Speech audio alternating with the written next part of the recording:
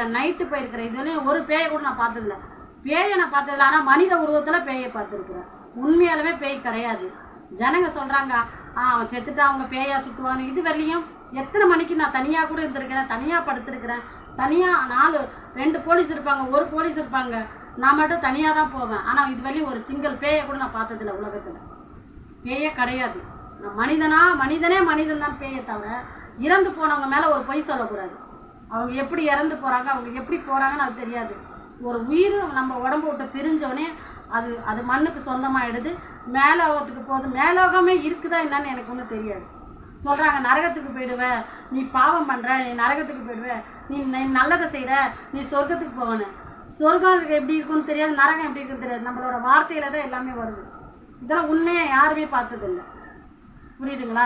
நம்ம இருக்கிற வரலையும், ஒரு மனிதன் இருக்கிற வரலையும் பிறருக்கு துன்பத்தை செய்யக்கூடாது. நம்மளால